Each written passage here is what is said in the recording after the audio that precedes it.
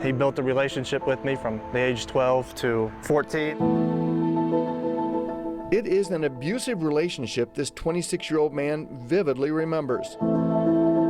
He is one of 3 victims former Germantown Dr. Noel Watson was convicted of sexually assaulting between 2005 and 2018. At his request, the I-Team is protecting his identity.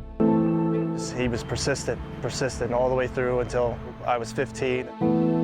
He just told me to take my pants off. His story is similar to other victims, beginning with being hired when he was young, the doctor establishing trust, and finally, Watson using narcotics from his own supply. He would show me where he kept the morphine, the Demerol, the promethazine. And the first time when I was 14, he gave me a shot of morphine. Hooking his victims on drugs made it easier to sexually assault them, abuse that took place at the doctor's office and, more often, behind the office at Watson's home. The victim was often almost incapacitated. I was in and out of it. I knew what was going on, but I wasn't really all the way coherent to stop it. If I could suffer through this for however long and just get the drugs, then I'll be fine. When the abuse began, the man says he thought Watson, who was his family doctor, was an adult he could trust. Well respected all across Germantown, Watson had served the community for decades, including his victims' families. Eventually, the 26-year-old says Watson told him about others he'd abused. He would tell me stories. He would? Yeah, he would himself. tell me. Yeah, he would tell me stories of other young men before me that he would have sexual encounters with. For a total aggregate sentence of 15 years. In September, as Montgomery County Common Pleas Court Judge Mary Montgomery sentenced Watson, she blasted him for continuing to say his sexual abuse victims, who were all under 18 when the abuse started, had been part of consensual relationships. But what lies beyond that outer appearance is a much more sinister and dark person.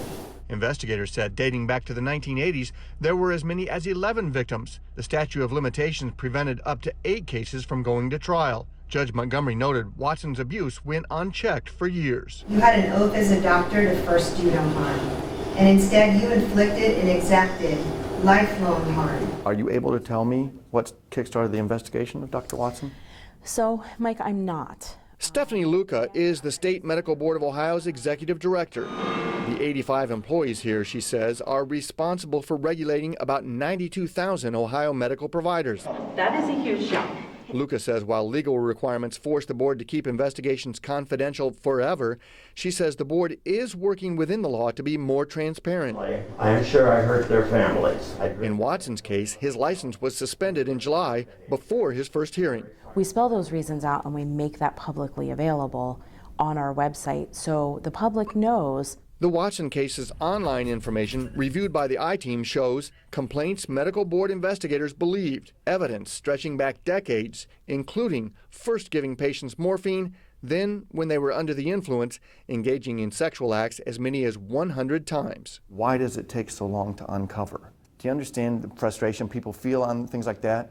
Certainly. So I think that I do, Mike, and what we want the public to know is that the faster that we learn about something, the sooner we can take action. Luca says she has almost 20 staff investigators reviewing complaints from patients, loved ones, other medical providers, or office workers. Records the I-Team obtained show so far this year the board has received more than 7,000 total complaints. But the numbers do not show which involved sexual misconduct allegations.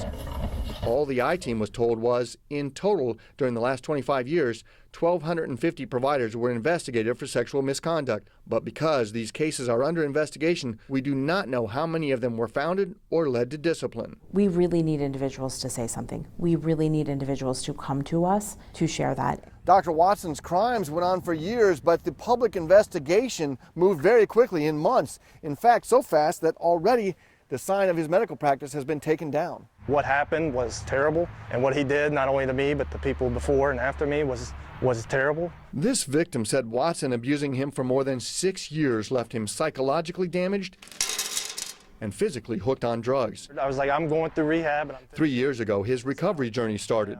Along with getting clean when he was 23, he says he started telling his survivor story. So how do we stop someone like him?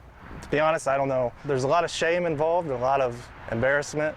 From his own experience, this man says victims, especially teens, are often not ready to report abuse. Echoing medical board leaders, he's calling on anyone who sees potential problems to report their suspicions. He says that kind of support eventually led him to file a Germantown police complaint. I still struggle with this, even to today. The doctor's conviction and sentencing, he feels, have not really reduced his pain or led to the closure he hopes will come one day.